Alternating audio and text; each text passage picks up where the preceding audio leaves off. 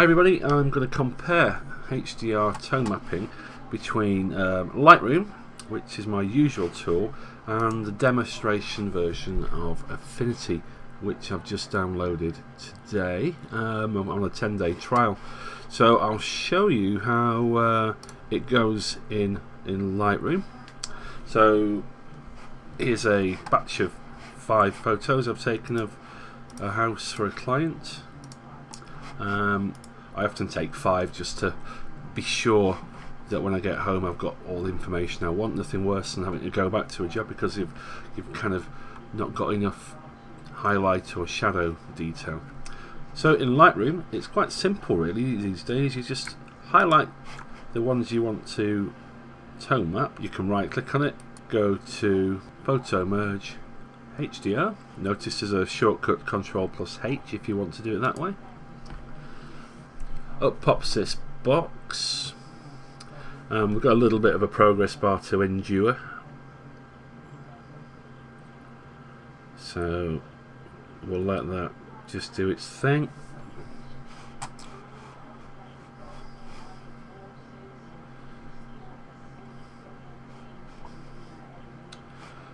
So it's not like massively fast, but you know, it's beavering away. It's probably taking its time because we've got de-ghosting switched on.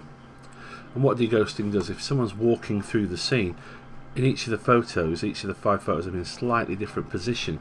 And what de-ghosting does, it just picks one of those positions and gets rid of the rest of them. So it's quite a complicated way of, you know, quite a complicated thing for it to work out.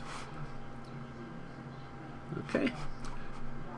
So I'll just have a very quick look at the options. It's auto align, which gets all the photos lined up. If you've photographed it on a tripod, they should all be lined up anyway, but it's worth ticking that anyway. Auto settings, well, once it's blended, it just does the equivalent of clicking the auto button on the tone part of develop. So it'll darken the highlights, brighten the shadows, and do what it thinks right with those sliders. Bit of contrast and exposure. So it'll change exposure, contrast, highlights, shadows, black and white.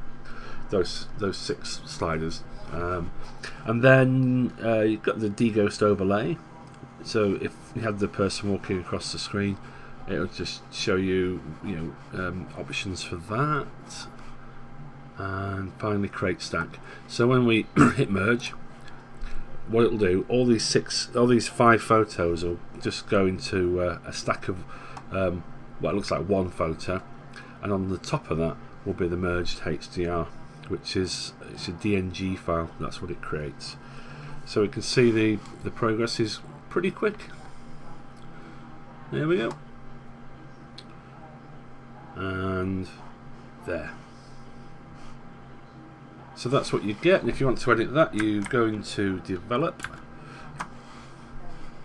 and you've got all the sliders here you could ever dream of really, so you can just play away.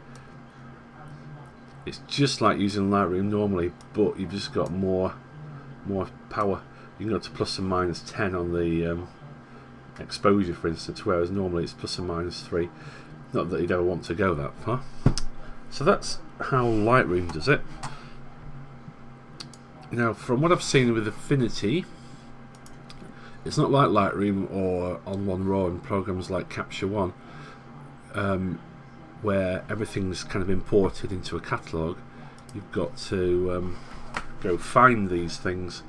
So let's go and find those same files. So if I go back to Lightroom, right click on one of the files and say Show in Explorer, it pops up where the actual location is, so it saves me having to think, where is it, So let's go back to Affinity Pro. So new merge, so we'll go to add, we'll put those in there, and which photos were they? It was 139, and there's 5 of them, wasn't it? So there's 1, 2, 3, 4, 5, yep, and it's going to be that photo there. So if we click on open, so they're just the raw files out of a Canon 5D Mark IV, and I'm just using the defaults like I did in the last one. So get it to auto align images. Let's see what this perspective thing is. Goes through. I suppose it's only fair to tick that because we did in Lightroom. Noise reduction, which is, I suppose, if you've got a very dark shot, sometimes there's a lot of noise in dark photos if you try and brighten them up. And then tone map. So we're basically doing the same thing. So we click OK, and let's just see how long this takes.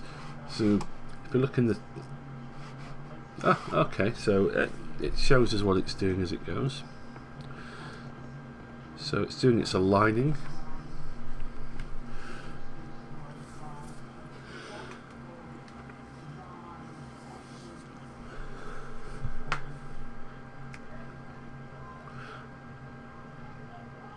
Right, there we go. So it's still aligning now. So it looks like the brightest one. Oh, that's the brightest one there. So you got all the detail in those doors.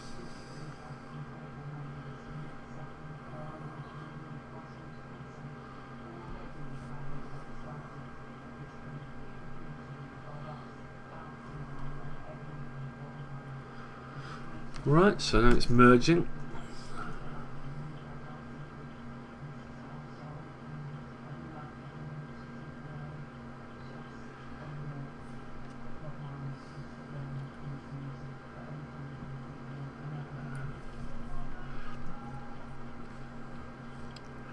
Yep, so we're still merging.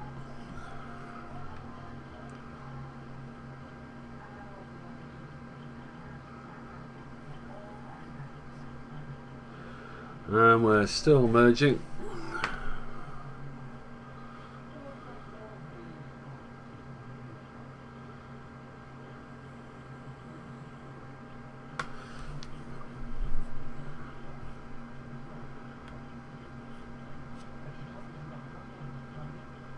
Wow.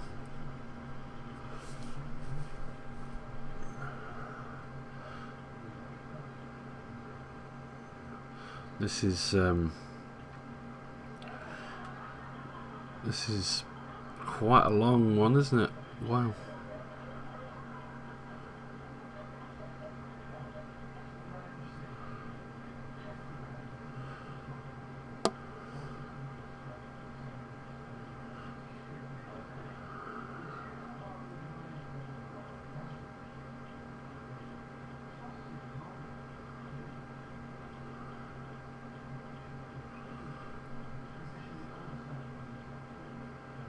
Wow.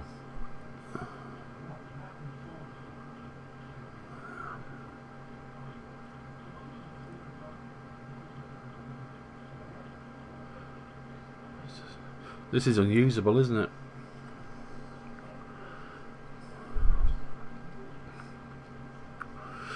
I know a lot of people slag Lightroom off for being slow, but this is incredible.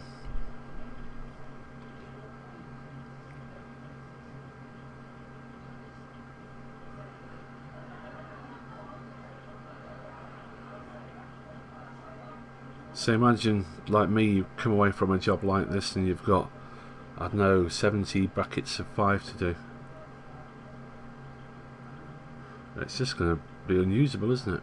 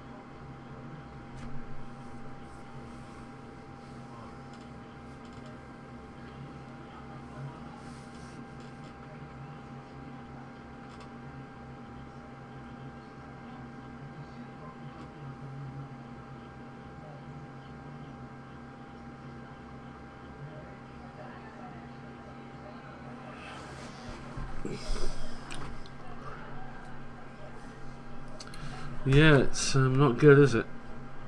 Not good.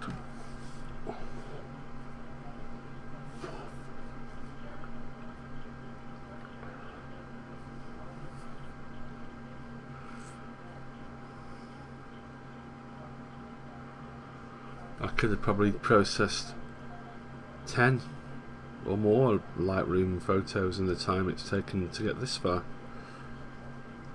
Plus with Lightroom you can process many in parallel, so you can highlight 5, get them tone mapping, then highlight another 5, then get them tone mapping. With this, the entire application is locked whilst it's doing this, so there's nothing I can do, you know. So it's this is incredible. I don't think I've ever seen anything so slow.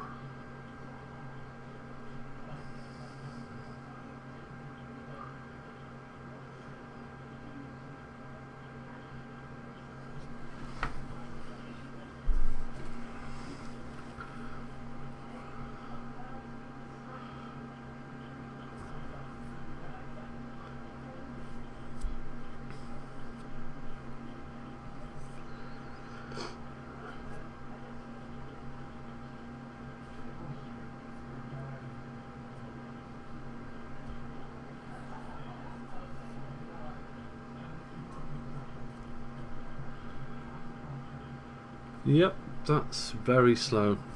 Jesus, wept. That's been about 4 or 5 minutes now.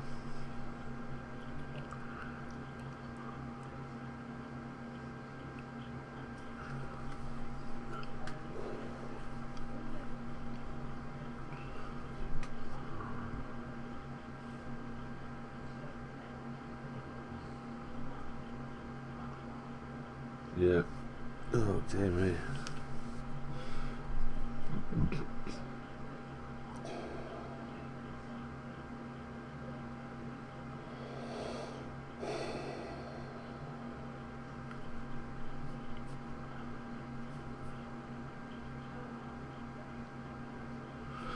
I mean, this is a Intel i7 processor. It's a few years old, but it's a fair beast. You know, it's got 16 gig of fast RAM. Oh, are we there? Wow. That was incredible. It's taken about 5 or 6 minutes to do that.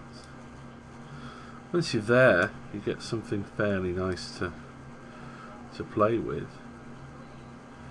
So you can tone map it nicely, but that is just incredible. So you go, just bring those shadows down, maybe put the, so you can edit these things quite nicely once it's there, but as you see,